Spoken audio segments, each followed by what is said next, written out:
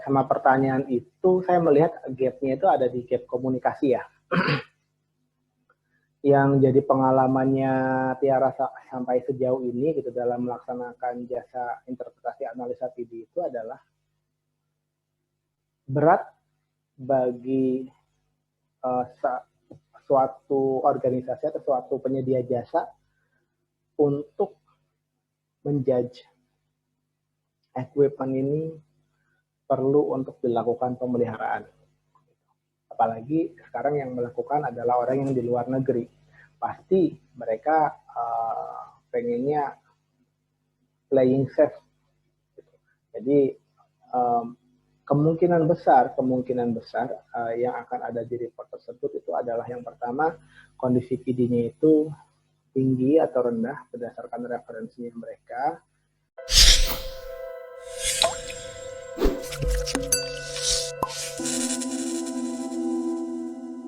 Ya, silakan dimulai Mas Nabil.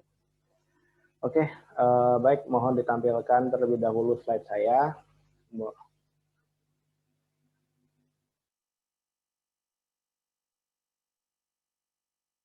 Slide-nya masih berbeda ya dengan apa yang saya tampilkan. Saya mengenai Tiara Landscape di sini. Di sini masih ke polling, masih yang lama.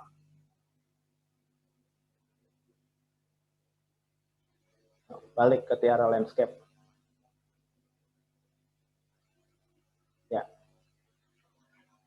Baik, saya akan mulai dari sini. Semoga kedepannya lancar ya sampai selesai. Saya juga terima kasih kepada Bapak dan Ibu sekalian yang mungkin masih menunggu atau masih mengikuti webinar kali ini. Saya pribadi mohon maaf Pak atas kondisi teknis ini gitu. Baik, untuk materi yang akan disampaikan pada kali ini itu berada pada domain PDM teknologi ya. Dan PDM teknologi ini seperti yang ada di Tiara Landscape ini akan memiliki dua domain, yaitu expectation dari sisi asset management dan kemudian dari harapan tersebut informasi apa yang bisa diberikan. Nah, harapan dari pengelolaan aset secara keseluruhan pada tim PDM yaitu adalah melakukan pengambilan data terhadap indikator kondisi kesehatan dari equipment-nya masing-masing. Dan ini melibatkan teknologi tentu saja. Dan dari sini informasi apa yang perlu disuplai oleh tim PDM teknologi ini yaitu informasi berupa hasil teknologi examination atau hasil pengukurannya yang akan digunakan untuk menganalisa aset wellness-nya. Next.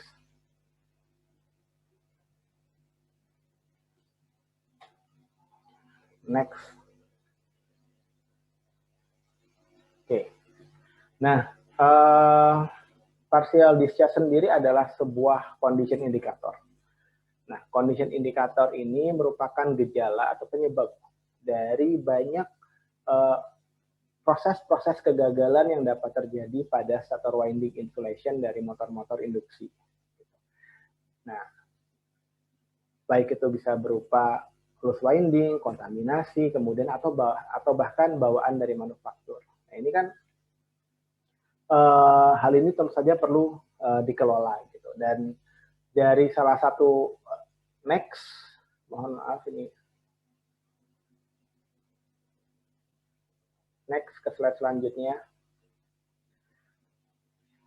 Dari rule of thumb yang kami dapatkan dari suatu referensi itu disebutkan bahwa untuk motor-motor atau untuk mesin-mesin ini secara general ya, untuk mesin-mesin itu dia akan memiliki karakteristik yang berbeda-beda.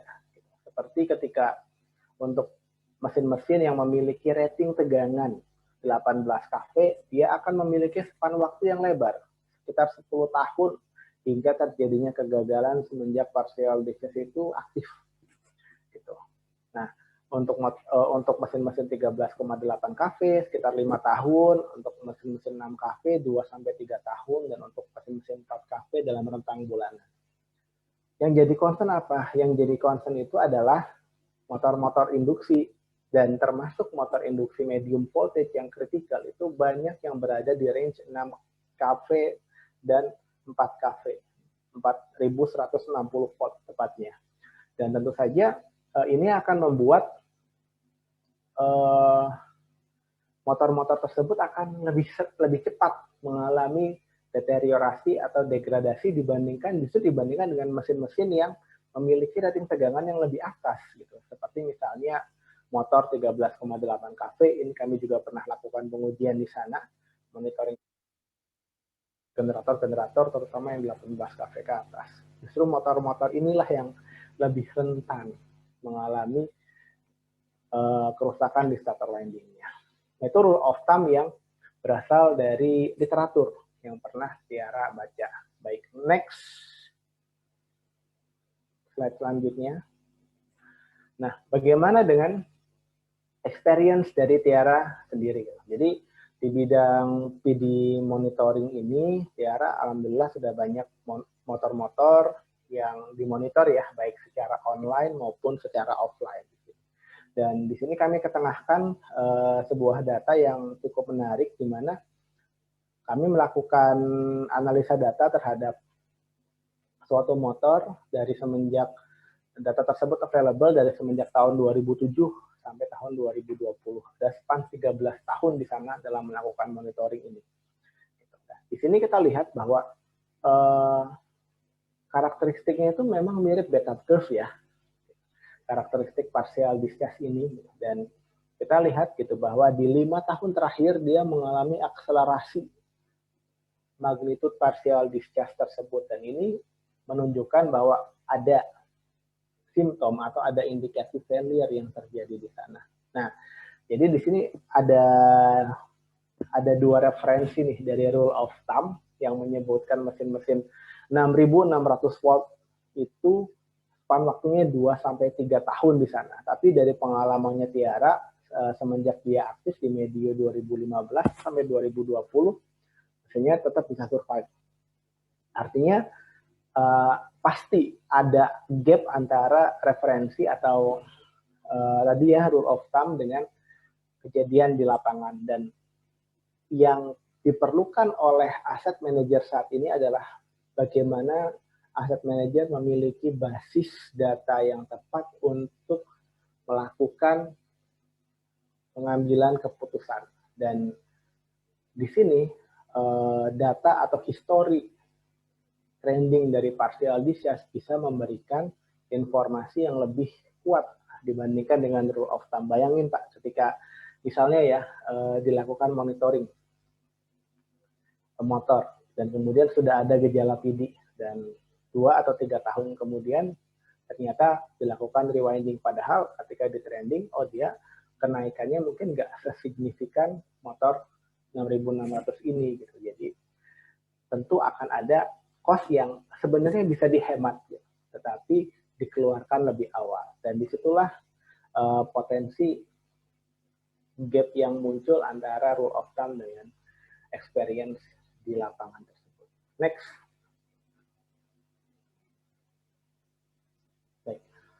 Nah, di sini ada polling. Mohon dari tim digital marketing bisa difasilitasi untuk pengisiannya dari partisipan yang ada gitu, terkait dengan apa sih task yang sudah dilakukan dalam mengelola starter winding failure pada motor-motor MV. Dan di sini silahkan bisa pilih lebih dari satu. Monggo pollingnya dimunculkan.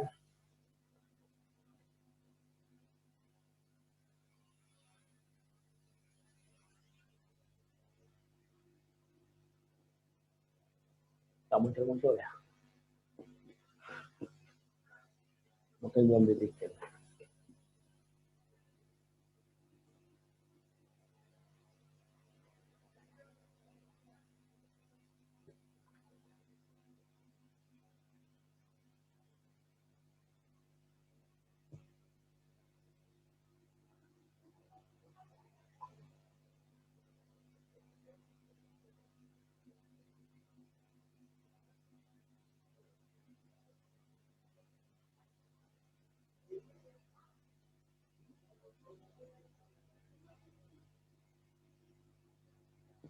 Tampilannya nggak ada ya buat pollingnya.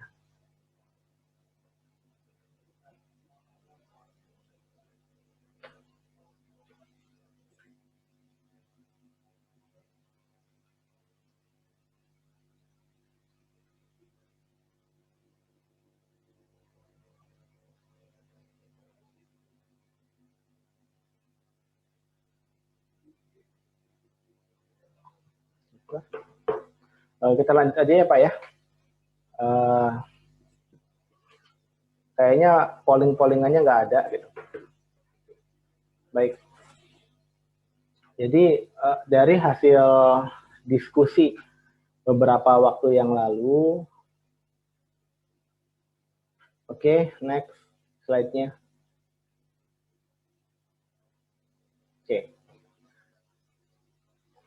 Jadi dari beberapa diskusi yang sekitar 2 minggu yang lalu yang kami alami dari beberapa user kami, gitu. Ada beberapa kasus yang menarik di mana banyak yang memberikan feedback bahwa motornya beroperasi normal, motornya itu beroperasi normal, gitu. Tapi kok tiba-tiba dia mengalami ground fault, nah seperti itu. Dan sekali lagi mungkin dalam kasus partial discharge monitoring itu indikasi yang terjadi sifatnya hidden. Sifatnya hidden. Jadi tidak ada indikasi yang muncul dari pola operasi, dari parameter-parameter operasi, dari tampilan dari motor itu sendiri ya mungkin lebih panas atau apa, itu tidak akan signifikan muncul gitu. Jadi ketika kita mengharapkan bahwa motor ini sebelumnya baik-baik aja loh, itu kayak semacam anak idiom ya, kayak good news, non news is good news gitu. Dan saya yakin it is bad gitu, for partial discharge monitoring gitu, karena sifatnya yang hidden. Nah, yang diperlukan untuk monitoring di stator winding ini adalah yang sifatnya proaktif. Kita perlu untuk mengelola hal tersebut karena sifatnya ini yang hidden. Secara panca indera kita nggak akan bisa mengcapture indikasi failure-nya, dari parameter operasi tidak akan bisa mendapatkan gambarannya secara langsung gitu. Justru dengan kita memonitor apa yang jadi indikator kondisi, yaitu partial discharge ini, maka kita semacam mengambil alih takdir si motor tersebut untuk bisa dilakukan pemeliharaan jika diperlukan. Ya, kita mulai dari apa sih failure mode yang bisa terjadi di stator winding, kemudian saat ini tasknya itu apa yang diperlukan, kemudian apakah task tersebut itu memang bisa mengelola failure tersebut gitu. Dan feedback yang kami dapatkan pula itu pertanyaan-pertanyaan yang relatif sering muncul. Next slide-nya. Pertanyaan-pertanyaan yang relatif sering muncul itu adalah kami sudah melakukan pengetesan insulation resistance dan polarization index. Kemudian kami juga sudah melakukan infrared thermography. Pertanyaannya, apakah kedua teknologi ini cukup gitu untuk mengelola failure di stator? Nah, ini kasusnya banyak kejadian dan ini tidak cukup, Pak. Kenapa? Karena insulation resistance atau polarization index itu mostly mengelola failure yang sifatnya kontaminasi berat atau misalnya dia lembab ya. Dan kalau dia sudah ground fault, tentunya ground fault ini kan justru yang pengen kita hindari gitu. Nah, kita nggak pengen mendeteksi ground fault, yang kita pengen deteksi adalah indikasi menuju ke ground fault-nya. Jadi ERPI kurang untuk mengelola kesehatan di stator winding. Nah, bagaimana dengan infrared thermography? Untuk infrared thermography pastinya tidak cukup. Kenapa? Karena yang didetek oleh teknologi ini adalah sifatnya yang ada di permukaan. Sedangkan di permukaan motor itu sendiri pasti akan ada dua komponen, yaitu komponen di sisi stator core dan komponen di sisi stator winding. Yang paling dekat dengan permukaan justru di stator core-nya, bukan di stator winding-nya. Jadi akan berat jika kita bergantung dari termografi saja untuk mendeteksi permasalahan di sisi motor-motor medium voltage, terutama di bagian stator winding-nya. Tidak cukup dengan kedua teknologi tersebut. Next.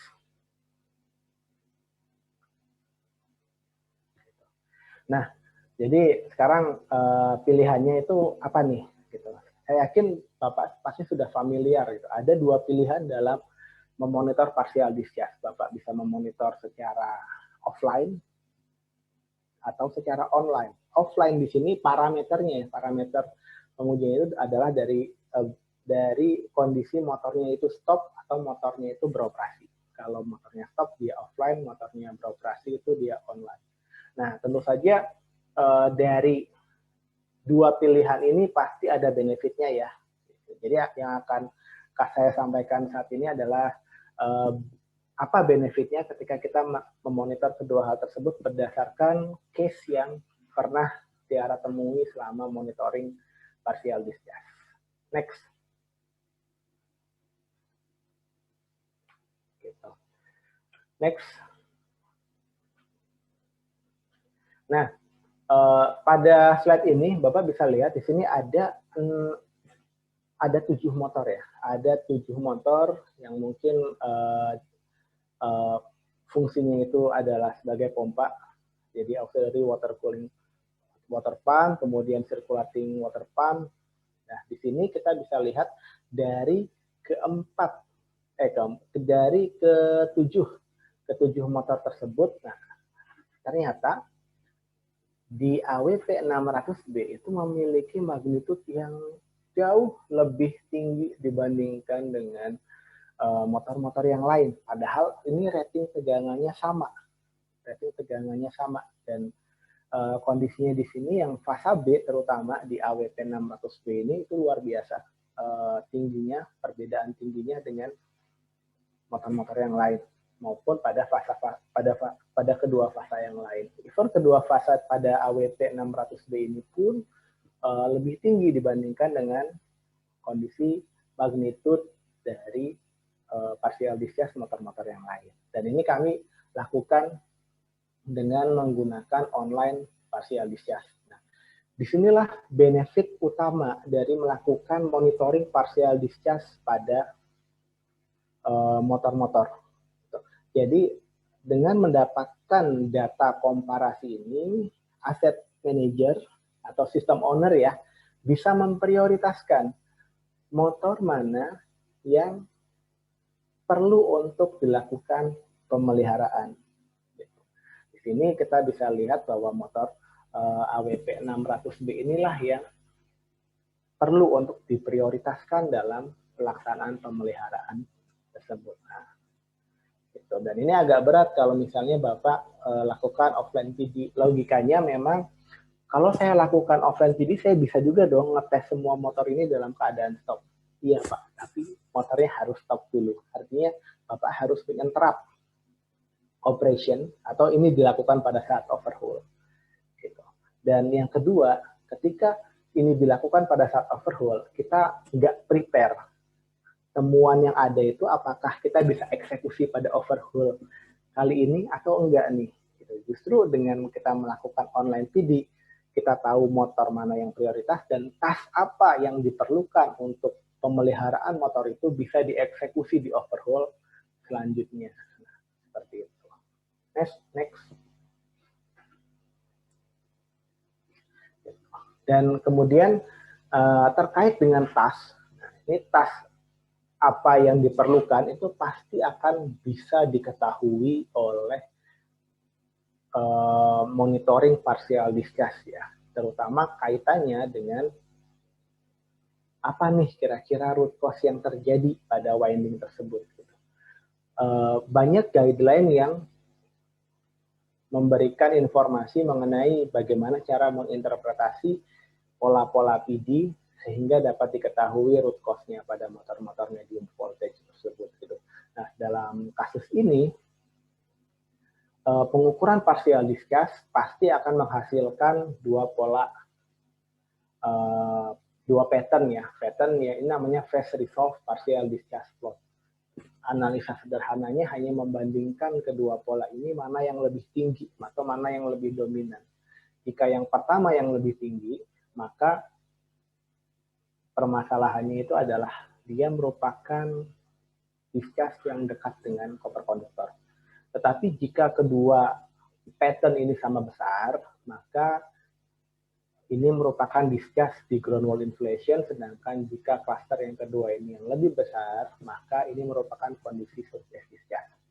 Nah, tentunya ketika Bapak lakukan monitoring ini secara online, pasti Bapak akan bisa memilah, oh ini permasalahannya di surface nih. Artinya kita bisa lakukan pertama visual inspection, kedua bisa melakukan isolasi atau misalnya revarnish. Atau ketika Bapak menjumpai bahwa oh PD-nya itu internal discharge yang dominan. Gitu. Jadi ketika motornya itu stop ya, secara visual inspection Bapak nggak berharap akan mendapatkan jejak-jejak PD yang severe di sana.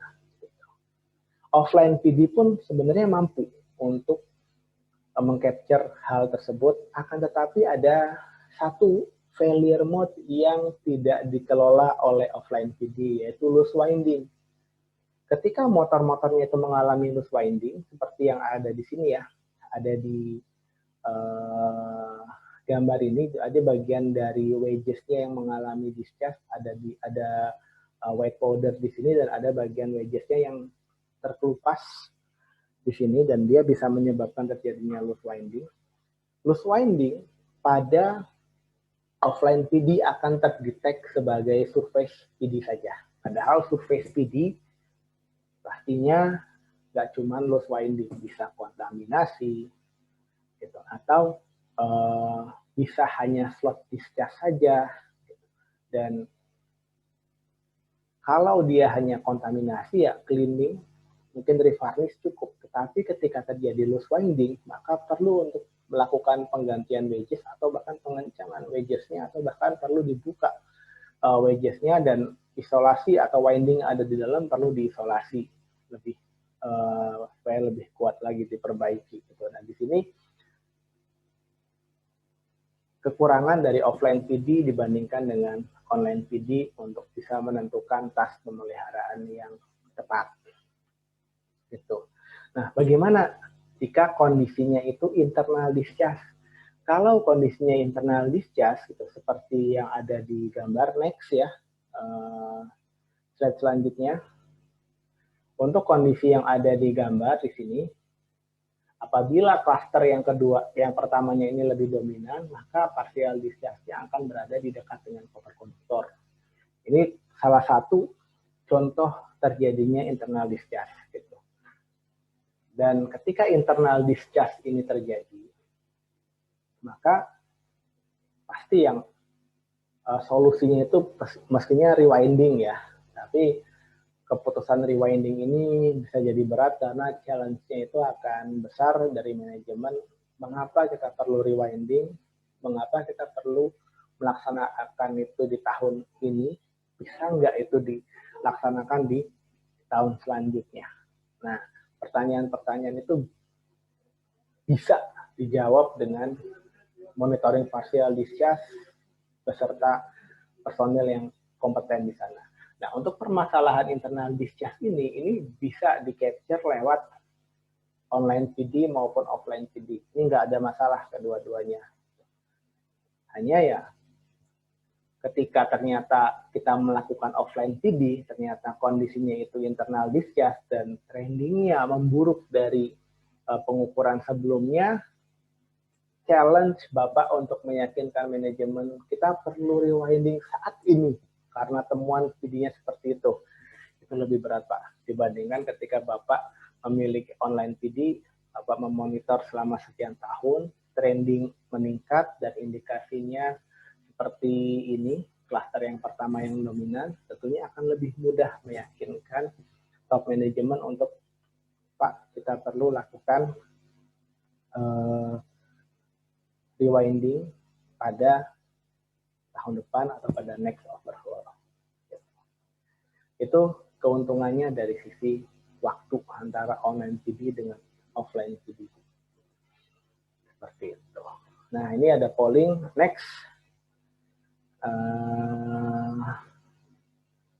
Saya nggak yakin sih pollingnya dibikin ya. Gitu. Jadi ya kita next aja.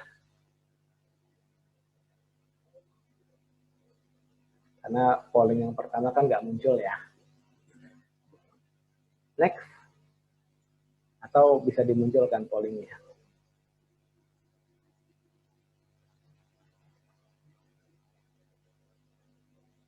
Kalau nggak muncul, next aja.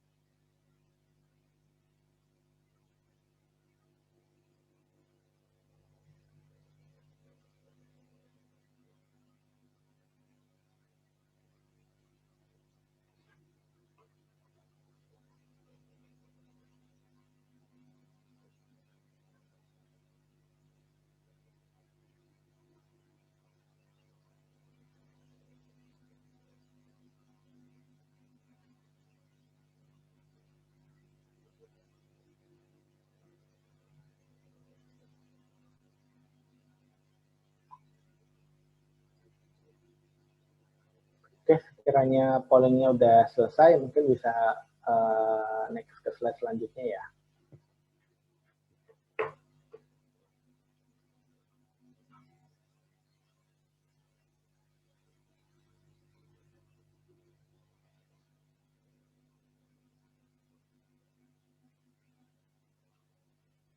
Oke, halo Mas Habib.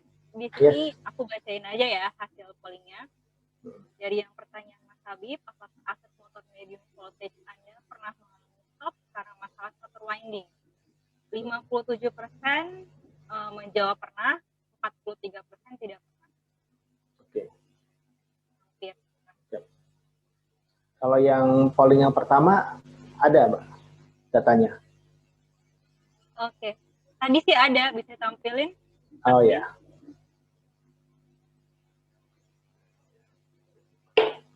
Oke, aku bacakan aja ya Mas Habib ya.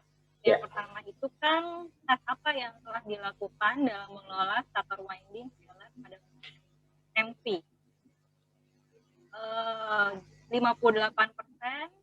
menjawab pengukuran parameter operasi starter winding arus dan hujan. Yang polling kedua 56% ada di pengujian infrared termografi.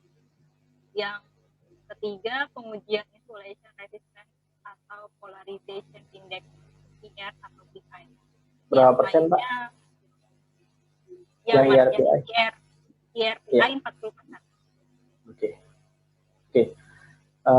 Data yang cukup menarik ya Mbak ya, karena ternyata dengan praktis yang sama yang mostly dilakukan oleh peserta di sesi webinar kali ini itu jumlah yang melakukan mayoritas itu sekitar 57% yang untuk infrared termografi, kemudian pengukuran parameter operasi. Ternyata ya saya nggak tahu ada kemiripan atau enggak gitu, di angka yang nggak jauh beda di sana. Kemudian pernah mengalami permasalahan di starter winding ya, sekitar 57% juga. Artinya kita perlu untuk melakukan action terkait hal tersebut, untuk melakukan sesuatu yang berbeda, bahwa ini perlu dilakukan pengelolaan yang berbeda untuk mengantisipasi failure tersebut. Oke, next di slide setelah polling, di implementasi opsi strategi monitoringnya ya. Kita masuk ke sesi yang ketiga terkait implementasi. Oke, next di sini sekali lagi mungkin ini pernah kami sampaikan pula, tapi kami nggak akan bosan mengenai menyampaikan best practice-nya ini adalah penting untuk mendapatkan informasi baseline pada indikator kondisi partial discharge, bisa dengan menggunakan time delta PD offline maupun PD online di sini. Dan penting pula untuk melakukan periodic measurement untuk dilakukan trending di sini. Kuncinya di hal tersebut. Ketika terdapat indikasi failure, baru dilakukan action dan dimonitor action tersebut apakah telah berhasil menghilangkan root cause-nya. Next. Gitu. Nah, pada bagian yang pertama, kita assess terlebih dahulu nih opsi yang pertama, yaitu opsi implementasi online PD setup pada motor. Oke, next. Nah, di sini saya menggunakan referensi dari standar ISO 20958 ya, mengenai diagnostic fault for medium voltage rotating electrical rotating machines. Jadi memang standar ini khusus buat metodologi condition monitoring pada rotating machines, dan termasuk di dalamnya motor-motor medium voltage di sini.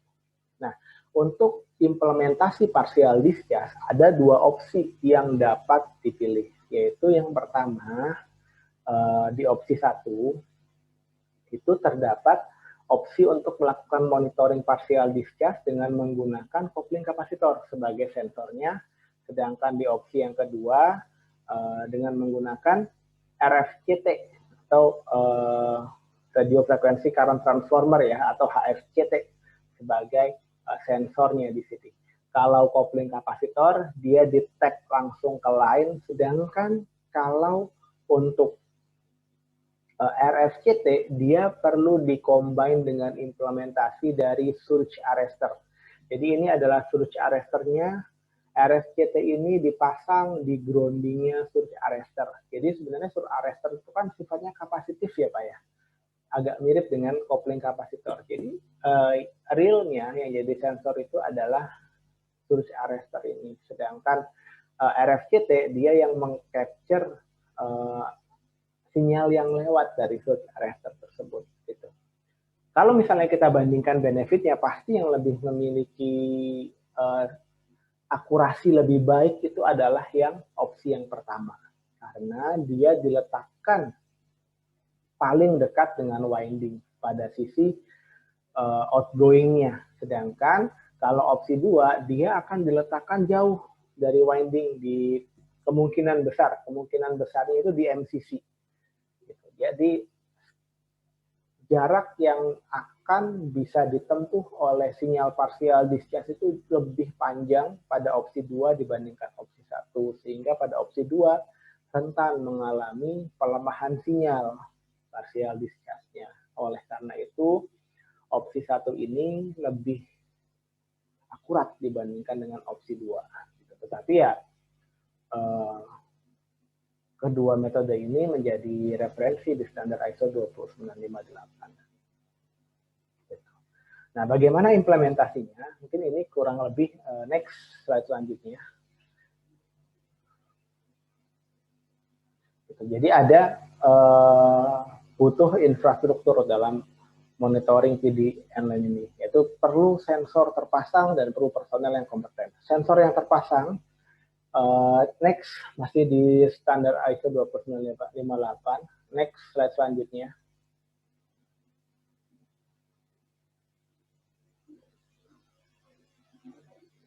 Next. Ya. Nah, butuh infrastruktur berupa sensor yang terpasang serta personel yang kompeten. Challenge dari pemasangan sensor pada motor-motor medium voltage itu adalah space atau ruangan di terminal motor itu relatif kecil dibandingkan dengan generator. Maka kalau misalnya kita pengen masang kopling kapasitor pada terminal motor, pastinya dimensinya pun harus kecil ya, harus menyesuaikan. Atau solusi yang kedua, bikin kompartemen baru, bikin kubikel terminal yang baru sebagai tempat dari sensornya kopling kapasitor tersebut. Nah, pada kasus ini sensor yang kami implementasikan tersebut relatif kecil, sehingga bisa masuk ke dalam space yang tidak besar di terminal-terminal motor. Nah, untuk RFCT kurang lebih seperti ini pemasangannya, di mana RFCT ini dia dipasang di kabel grounding dari surge arrestor motor yang mau dimonitor. Sekali lagi, pastinya ketika melihat konfigurasi semacam ini, kopling kapasitor pastilah memiliki akurasi yang lebih baik dibandingkan dengan RFCT. Nah, tapi akan ada potensi pitfall-nya. Potensi pitfall-nya itu adalah yang pertama, tidak ada standar Pak, yang menyatakan tingkat severity-nya. Jadi satu-satunya tools yang paling powerful di sini untuk menentukan severity dari partial discharge pastinya adalah trending. Adapun mengenai magnitude-nya, nah itu akan dijadikan referensi yang nomor 2 lah. Gitu. Jadi itu tidak mutlak akan menentukan tingkat severity dari partial discharge. Karena dari Tiara sendiri kami pernah menjumpai beberapa motor yang memiliki karakteristik magnitude yang besar seperti 10 nanokolom ya. Nyatanya trending itu stabil. Jadi itu tidak menjadi prioritas pemeliharaan dan itu berbeda walaupun misalnya magnetnya lebih kecil, misalnya 2 pikokolom atau 2 nanokolom ya, tapi ternyata di 6 bulan ke depan magnitudenya malah naik jadi 6 nanokolom. Ini yang lebih butuh untuk dilakukan pemeliharaan dibandingkan magnitude yang tinggi tapi stabil. Seperti itu. Next. Ya, ini yang tadi saya bilang. Next. Nah, bagaimana dengan offline PD testing sendiri? Next.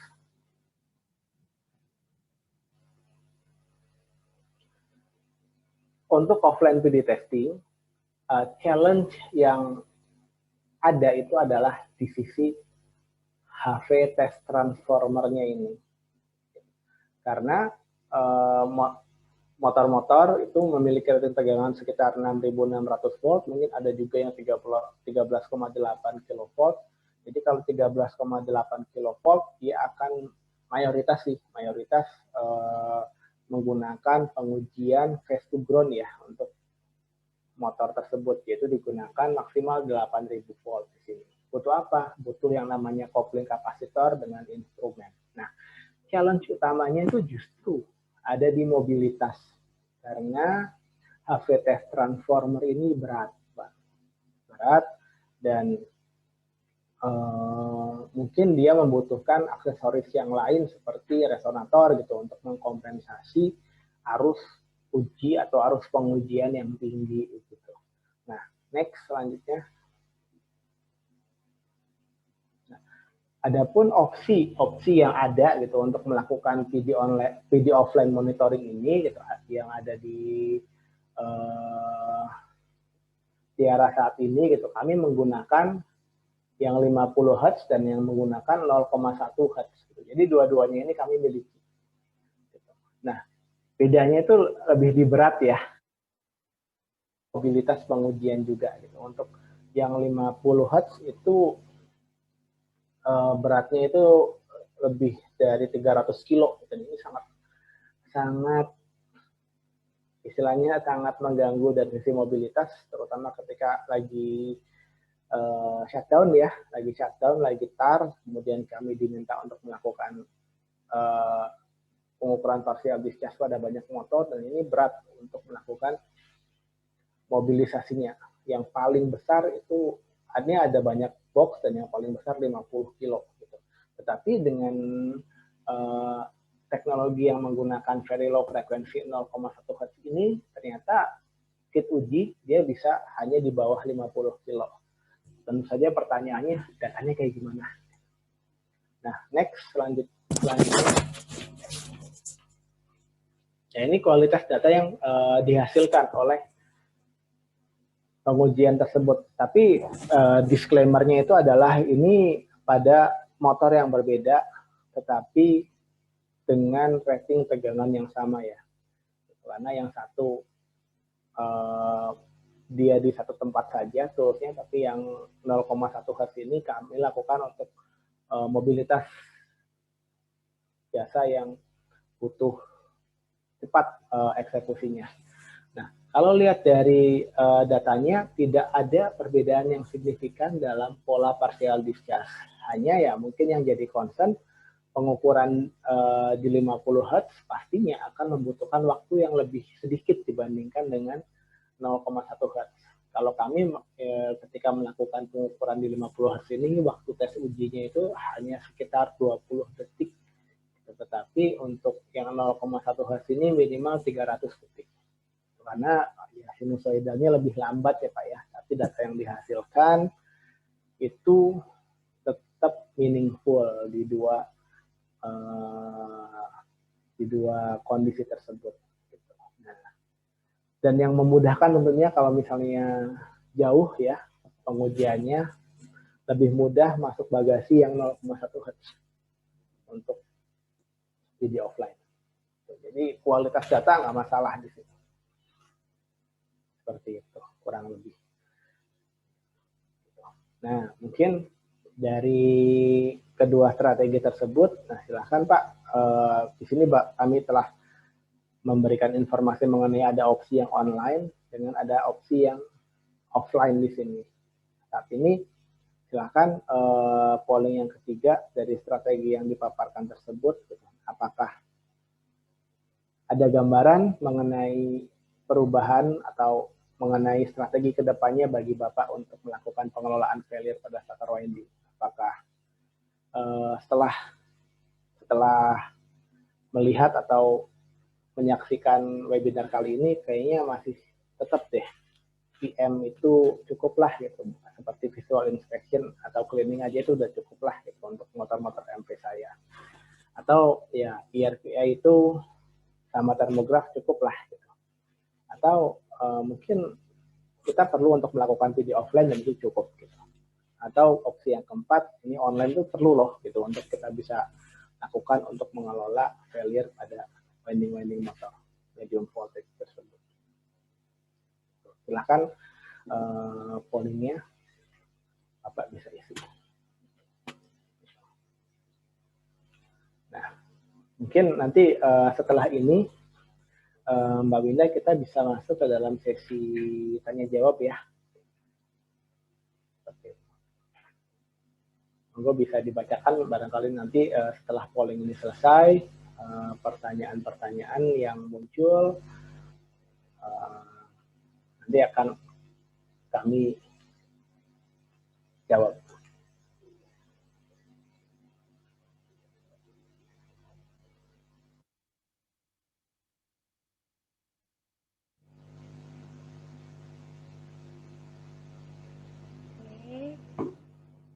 Ini masih polling ya Mas Habib, belum close. Tunggu ya.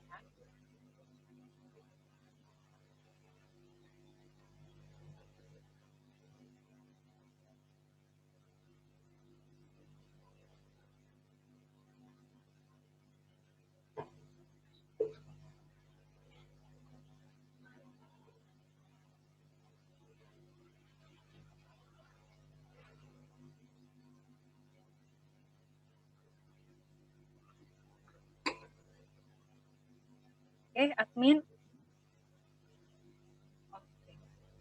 59% menjawab video online diperlukan. 20% video offline cukup. 7% masing-masing untuk IRPI, testing, dan infrared thermography cukup. Dan preventive maintenance berupa visual inspection dan cleaning saja. Oke. Baik, saya pikir dari sini insya Allah ya ada beberapa insight yang kami bisa deliver ke Bapak-Bapak sekalian gitu, terkait dengan permasalahan yang ada di motor-motor medium voltage tersebut. Nah, sekarang boleh Mbak Winda kita masuk ke dalam sesi tanya jawab. pertanyaan-pertanyaan yang muncul di Q&A barangkali bisa dibacakan satu persatu aja ya Mbak ya, jangan sekaligus. Oke, siap. Tapi kayaknya tadi di chat banyak yang request juga nih Mas Habib untuk aku bikin pantun lagi. Oke. Silahkan ya. pantun. Beli bandeng di Malaysia. Mas Habib ganteng kayak vokalis Pasha. Astagfirullahaladzim. Ya, astagfirullah ya. Satu lagi deh. Tolong dicek Kenapa? di itu ada istri saya enggak? Kalau ada istri saya nanti ada yang cemburu. Satu lagi ya. Tukang itik makan kawat. Permisi Mas Habib. Cewek cantik numpang lewat. Enggak ada di sini. Di layar Mas Habib. Oh, di layar ya, oke. Iya. Gitu dong ketawa. Oke. Ya, lanjut pertanyaannya. Kenapa Mas Habib? Monggo pertanyaannya dibacain Mbak. Oh iya, siap. Tapi aku duluan yang tanya boleh ya Mas Habib? Oke, silakan. Oke. Jadi karena topik hari ini all about electrical ya, aku mau tanya sebenarnya seberapa worth it sih mengolah electrical dibanding mechanical? Berapa worth it ya? Kalau dari saya sih kita perlu melihat dari life cycle strategi pada suatu perusahaan atau RCM ya, reliability centered maintenance-nya. Gitu. Pertama, pada motor sendiri, pada motor itu pasti ada banyak komponen ya, ada coupling, ada bearing, ada rotor, ada stator, dan ada stator winding dan stator core di sana. Ketika kita melihat dari aspek mechanical ya, mungkin failure yang dikelola adalah failure seperti pada bearing, pada coupling. Tapi ketika pada sisi electrical itu ada rotor dan ada stator. Jadi worth it mana? Pastinya dua-duanya itu worth it. Kenapa? Karena kalau misalnya ada satu komponen yang fail, maka keseluruhan fungsi dari motor tersebut akan terganggu. Dan ketika fungsi dari motor tersebut terganggu, yang merugikan nggak cuma orang mechanical sama orang electrical, tapi yang rugi adalah perusahaannya. Seperti itu, Mbak. Jadi pastinya worth ya. Oh, worth it ya. Sama satu lagi deh Mas Habib, aku mau nanya. Untuk bisa menganalisa PD ini, online maupun offline, apakah perlu training khusus nggak ya? Atau spesifikasi manpower seperti apa sih yang bisa dikatakan mampu untuk menganalisa PD? Ya, nah ini pertanyaan yang menarik ya, mengenai analisa partial discharge online maupun offline. Jadi kalau dari pengalamannya Tiara, itu yang pertama jelas training aja ternyata nggak cukup. Training aja nggak cukup, karena training itu mungkin dijalankan dalam waktu 3-5 hari ya, 3-5 hari. Dan yang jadi pengalamannya Tiara adalah ketika melaksanakan training tersebut, aspek yang dikelola atau aspek yang diimprove adalah dari sisi knowledge. Yang tadinya belum tahu, jadinya tahu. Gitu. Atau tahu ini bisa tahu materi, atau tahu apa yang perlu dicari tahu lebih lanjut. Gitu. Tahu apa yang nggak tahunya. Gitu. Seperti itu.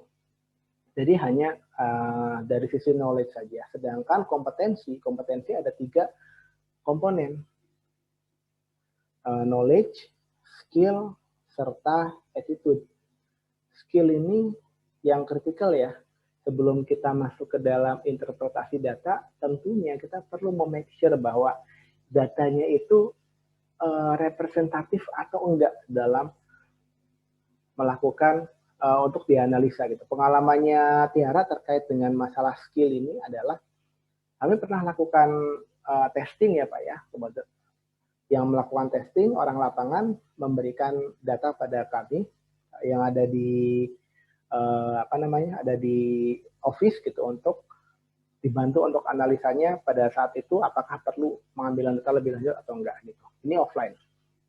Nah, kasusnya itu adalah kok yang muncul adalah data corona atau open air arch gitu, arching. Itu muncul pada pengukuran offline dan akhirnya ini membuat dari orang kantor Jakarta mensuggest bahwa tolong direview lagi sirkuit testingnya. Pertama, apakah kabel voltage-nya itu dekat dengan ground? Yang kedua, atau kabel grounding dari sirkuit testnya itu menyentuh bagian lain. Nah, ternyata diketemukan bahwa kabel lainnya itu dekat dengan busbar. Dekat dengan busbar, terlalu dekat sih barangkali sehingga timbul arcing di sana. Gitu. Mungkin karena kita ngetesnya jauh ya, jadi nggak kedengeran. Gitu. Baru ketika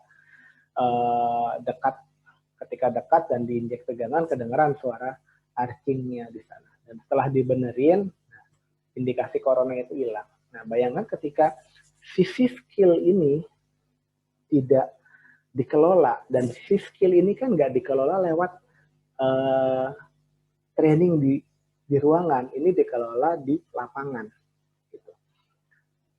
Ketika ini tidak dikelola, maka besar sekali kemungkinan sebelum bisa diinterpretasi datanya aja udah salah. Gitu. Seperti itu.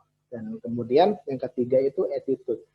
Attitude itu sifatnya insight. Artinya ketika kita mendapatkan indikasi suatu permasalahan, kita tahu next step-nya itu mesti ngapain. Misalnya ketika kita melakukan video online pada motor, ternyata kita jumpai indikasi surface discharge.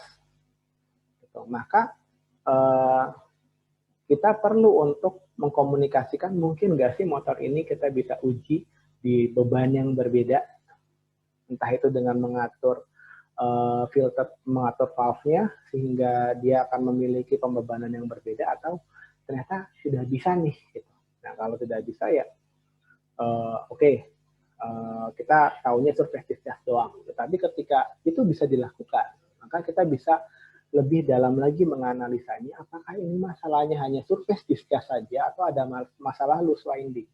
Kalau ada masalah loose winding, maka kita perlu worry karena akselerasinya bisa cepat. Tapi kalau surface discharge saja, ya mungkin kita hanya akan melakukan monitoring rutin.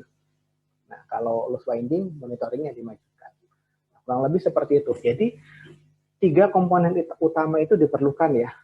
1, training itu mutlak perlu, tapi pemantapan dari sisi skillnya itu ada, dan pengembangan attitude-nya itu ada juga. Inilah yang akan menjadi komponen utama untuk menghasilkan personel yang kompeten, tidak cuma mungkin di partial discharge, tapi juga di teknologi-teknologi yang lain. Gitu. Next, Mbak Indah. Silahkan, kalau ada pertanyaan yang lain. Mas Habib, cuman kita bacakan dulu ya. Pertanyaan dari panelis kita udah banyak nih yang ngantri. Yang pertama dari Pak Andika, UJH Indonesia Power. Berapa tenggangan uji PD offline untuk motor 6 kV? Ya. Oke, nah untuk motor-motor 6 kV, secara rating itu kan 6,6 kV ya, biasanya 6.600 kV. Gitu. Jadi secara tegangan uji dia bisa diimplementasikan sampai 6,6 kV. Tapi pastinya kami sebagai pelaku testing ya, kami ya biasanya sih komunikasikan dulu tegangan yang paling aman memang phase to ground 6,6 kV berarti 3.800 volt ya, sekitar 3.800 volt di sana biasanya. Tetapi nggak masalah sekiranya kita bisa lakukan testing sampai 6 kV tapi atas persetujuannya user. Gunanya apa? Gunanya kita pengen melihat misalnya pada 3.800 itu ternyata PD-nya masih kecil gitu. Nah, kita lihat di tegangan yang lebih tinggi, mendekati tegangan ratingnya apakah kelihatan atau enggak gitu. Tapi dari praktis yang kami lakukan untuk melakukan pengujian pada tegangan yang lebih tinggi, kita kita minta approval terlebih dahulu dari usernya. Mayoritas kalau dari yang Kaptera lakukan itu paste to grow-nya saja. Safe, Pak.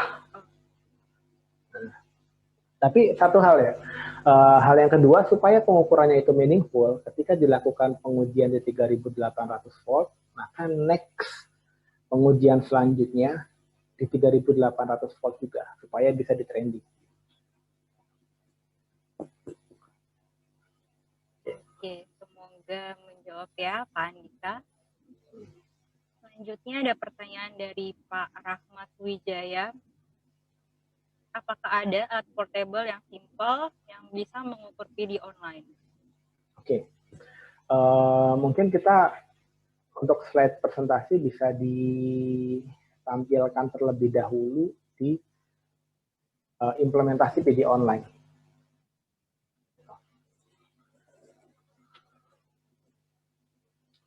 Di slide ke-20 sana. Jadi untuk instrumen yang portable, memang instrumen yang portable itu ada, tapi instrumen yang portable itu tetap membutuhkan sensor untuk pengukuran yang akurat. Gitu. Ada juga, nah ini apa ya? Banyak gap knowledge di PD yang membuat suatu metodologi itu bisa masuk, padahal nggak cocok. Gitu.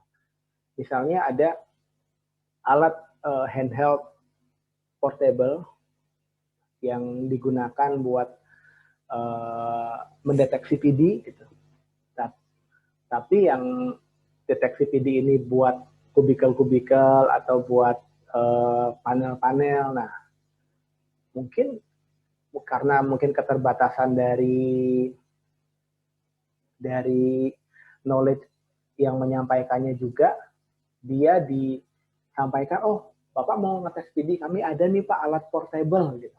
Ternyata ya nggak cocok sebenarnya gitu, karena alat handheld portable-nya itu buat detect di panel misalnya gitu. Untuk yang di rotating itu selalu perlu sensor permanen untuk monitoring online. Tanpa sensor permanen, tidak bisa dilakukan monitoring PD yang beneficial, Pak, yang menguntungkan Bapak. Gitu. Karena yang hendak diambil itu adalah sinyal partial discharge-nya, bukan sampingannya ya, karena sampingan dari partial discharge ada gelombang elektromagnetik, ultrasound, ozon gitu. Nah di sini yang online itu kita pengen dapetin sinyal yang aslinya. Oleh karena itulah kita perlu pasang sensor di sana. Kalau handheld saja ya saya khawatir instrumen tersebut malah tidak bisa diimplementasikan buat rotating. Atau paling banter kalau buat motor ya itu cuma sensitif di terminalnya doang. Tapi buat winding dia enggak. Seperti itu, semoga bisa menjelaskan. Jadi perlu sensor Pak. Adapun instrumen yang portable ada, tapi dia butuh sensor terpasang. Gitu. Okay. Next question. Ya. Dari Pak Halason HS Simanjuntak. Why partial discharge so important? How many times we must check motor for PD issues? Standar ISO 20958. Oke. Mengapa PD itu penting? Nah, pertanyaan mengapa ini penting itu pastinya ini prioritas ya. Ada prioritas ini muncul di pastinya adalah kebijakan pengelolaan failure pada masing-masing perusahaan. Ada perusahaan-perusahaan yang menganggap bahwa kita nggak perlulah monitoring partial discharge karena dari sisi life cycle strategi kita nggak petakan di sana. Kita tahunya kita yang pengen kelola adalah permasalahan di mechanical saja. Gitu. Untuk yang bagian stator winding, bagian rotor, let it be. biarkan dia run to fail dari perspektif komponennya. Gitu. Tetapi balik lagi, reliability suatu motor adalah gabungan dari reliability masing-masing komponennya. Reliability stator winding, reliability rotor core, stator core, reliability rotor, reliability bearing, reliability coupling, maupun reliability komponen-komponen yang lainnya. Yang ketika satu komponen ini mengalami failure, maka kinerja motor tersebut akan terganggu. Dan ketika kinerja motor terganggu, plant mengalami gangguan juga. Gitu. Jadi, it is important to monitor all of the component so that we know the condition indicator of all of the component. Kita tahu indikator kondisi dari stator winding, kita tahu indikator kondisi dari rotor, kita tahu indikator kondisi dari bearing, supaya kita bisa ambil keputusan terhadap motor tersebut. Nah, bagaimana dengan referensi standar ISO 20958 tersebut? Di referensi standar tersebut banyak berbicara mengenai metodologi. Sisi Y-nya itu tidak digarap dengan detail ya, kita maksudnya. Hanya how-nya yang ada di standar ISO 20958 tersebut. How to mitigate the problem in stator winding or in bearing or in rotor. Tapi lebih spesifik lagi, konten dari standar ISO 20958 tersebut banyak membahasnya mengenai metodologinya, bukan why-nya. Seperti itu. Nah, kurang lebih seperti itu, Pak. Jadi reliability motor pasti akan tergantung dari reliability komponennya, termasuk stator winding. That is why it is very important to monitor. Ya, oke. Satu lagi kali ya. Ada dari Pak Lipur Hendro. Saya minggu lalu punya pengalaman motor refrigeran kompresor 380 volt. Saat kompresor tersebut dimatikan, ampere naik mendadak 3 kali naik turun. Padahal posisi kompresor mati. Apakah ini ciri kerusakan PD? Partial discharge mostly terjadi pada motor-motor medium voltage ya Pak ya, karena dia perlu untuk melampaui tegangan breakdown-nya. Tegangan breakdown akibat adanya void di dalam isolasi itu 3000 volt. Jadi kasus PD adalah kasus di motor-motor medium voltage di atas 3 kV.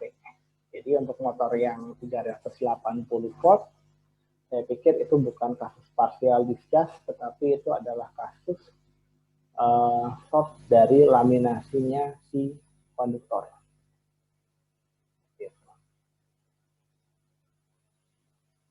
Bukan kasus partial discharge nantinya. Karena tegangannya hanya 380 volt. Oke, itu. Oke, baik. Ada lagi nih Mas Habib dari Bapak Arif Hermawan. Mohon informasi dari pengalaman Tiara Solution. Apakah terjadinya PD di motor kumparan dapat disebabkan karena faktor eksternal seperti vibration atau heat temperatur? Dan seberapa dominan penyebab faktor eksternal dan internal? Oke. Mungkin bisa ditampilkan slide di nomor slide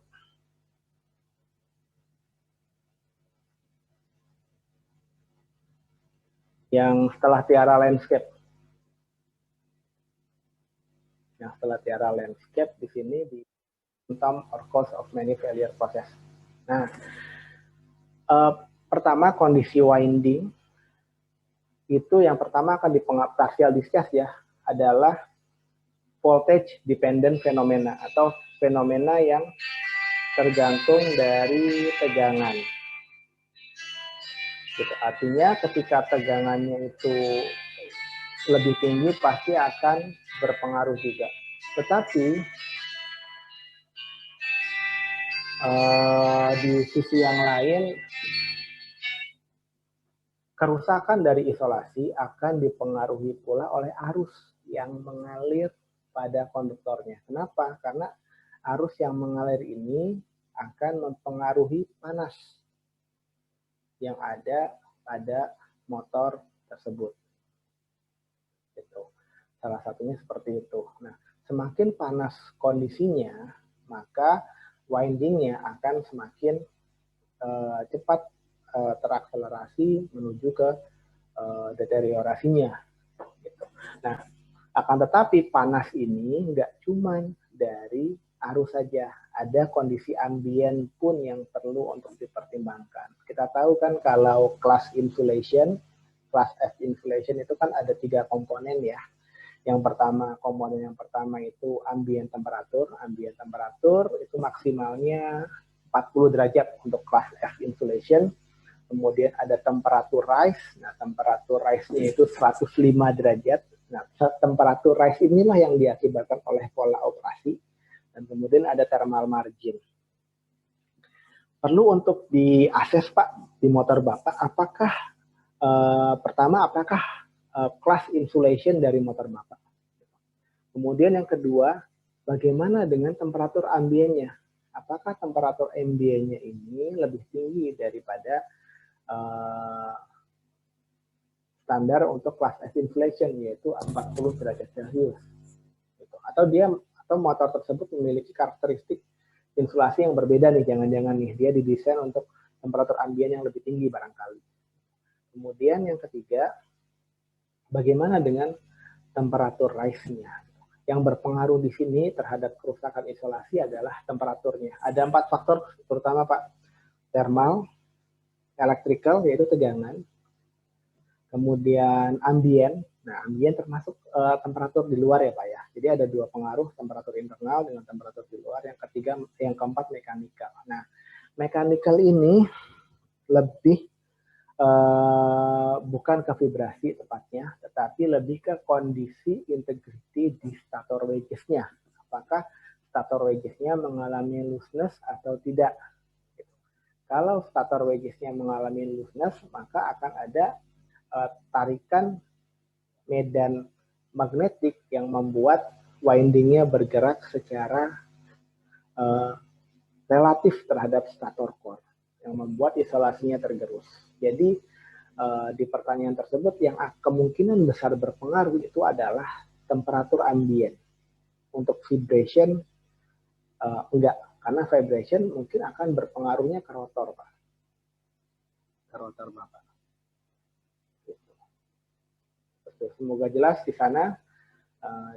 Perlu dilakukan pengukuran dulu apakah sesuai dengan kelas insulation-nya, dan perlu diakses pula mengenai apakah temperatur winding tersebut mengalami kenaikan atau dia relatif konstan. Seperti itu, Pak. Oke, terima kasih Mas Habib. Lalu selanjutnya ada 2 orang yang menanyakan pertanyaan yang sama, yaitu dari Pak Andika Winardi dan Pak Kemal Kusnendar. Menanyakan mengenai seberapa akurat dengan menggunakan VLF 0,1 Hz dibanding 50 Hz. Oke. Mungkin kita bisa tampilkan slide yang nomor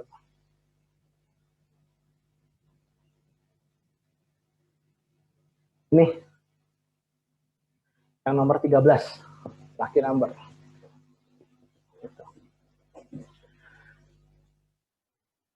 Dengan akurasi ya. Nah, study case ini kami dapatkan dengan pengukuran dengan menggunakan 0,1 Hz. Gitu. Artinya dengan frekuensi ini kami tetap bisa mengcapture indikator kondisi yang terjadi pada winding. Ini case-nya kami ada, dan alhamdulillah pengukuran ini bisa membantu user dalam memapping kondisi di stator windingnya, dan setelah dibongkar memang ada banyak jejak partial discharge pada permukaan dan pasca dilakukan perbaikan, nah, hasilnya membaik seperti ini. Jadi bagi kami ini cukup akurat untuk mendetek permasalahan atau root cause-nya. Gitu.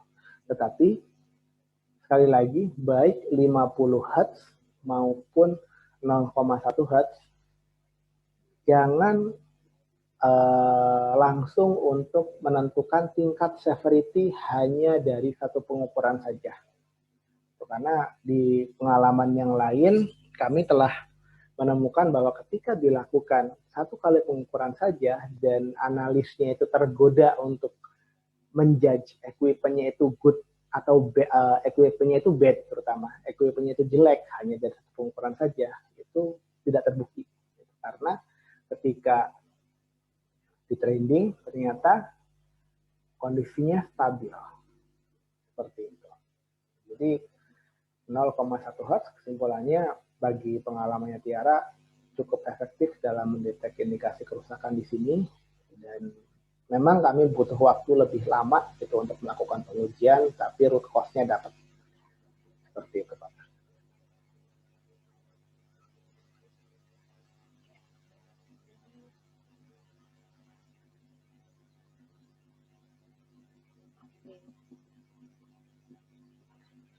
Ada dari Pak Andika Dwi Ananda, apakah perbedaan pengujian PD offline yang menggunakan stick yang dilakukan pengambilan PD per slot dengan tidak menggunakan stick, seperti lebih modern, hanya monitoring by laptop? Oke, menarik sih. Pertama, mungkin ada yang perlu diklarifikasi ya dengan by laptop saja gitu, karena dari pengalamannya Tiara, laptop is tools ya, artinya apakah perlu ada sensor, apakah sensornya itu terpasang, dan instrumennya itu ya portable atau permanen di sini. Tetapi untuk yang pengukuran partial discharge pada stick, nah ini kami ada strategi yang menarik ya terkait dengan utilisasi toolsnya. Artinya gini, ketika Bapak melakukan pengujian baik itu PD online atau PD offline ya, terutama pada generator. Nah, di sini kan pasti ada challenge ya Pak ya. Apakah kita perlu untuk lakukan rewinding sebagian atau rewinding total? Nah, pertanyaan ini pasti jadi challenge tersendiri bagi pengambil keputusan. Ini sebagian atau total nih rewindingnya nih. Nah, langkah pertama pastinya akan lebih baik kalau kita mengukur winding secara keseluruhan, baik itu PD online maupun PD offline. Ketika dari kedua pengukuran tersebut dia mengalami kenaikan trending atau mengalami rapid deterioration, dan pertanyaan tersebut muncul, perlu untuk dilakukan pengukuran PD dengan menggunakan stick yang tadi. Nah, ini kan pasti menariknya di sini. Kalau misalnya kita lakukan pengukuran pada PD offline, kita tiba-tiba manggil orang nih buat lakukan pengukuran PD di site. Tetapi kalau misalnya kita lakukan pengukuran PD secara online, kita punya planning di next overhaul, kita perlu nih untuk melakukan pengukuran dengan menggunakan stick yang tadi. Gitu. Gunanya apa? Kita memapping bagian winding mana yang perlu untuk dilakukan perbaikan, gitu. Karena bisa saja enggak di semua winding yang perlu dilakukan perbaikan. Itu yang pertama. Nah, tapi yang kedua, ini yang perlu dijadikan concern, itu adalah best practice dari partial discharge. Semakin dekat dia dengan lokasi, maka akan semakin sensitiflah dia. PD di stick, yaitu sensornya kan di ujung sticknya ya, maka stick tersebut akan dijalankan pada permukaan winding, dan bagian winding mana sih yang paling dekat dengan stick tersebut? Pastinya winding bagian atas. Bagaimana dengan winding bagian bawah? Nah, ini bisa jadi yang akan jadi blind spot dari si tools tadi, karena mungkin winding yang bagian bawah ini akan kurang terdetek karena jaraknya lebih jauh dibandingkan dengan winding yang bagian atas tadi. Seperti itu, Pak. Yang agak sedikit susah itu sebenarnya winding bagian bawahnya itu. Tapi dengan pengukuran PD yang secara keseluruhan, nggak masalah mau winding bagian bawah atau bagian atas, kita lihat weak point-nya atau partial discharge seperti apa. Oke. Nah, yang jadi pertanyaan tetap ya, yang pengukuran PD dengan menggunakan laptop secanggih apa ya laptopnya? Saya masih belum tahu. Ini yang sebenarnya aku mau nanya satu lagi sih Mas Habib. Iya.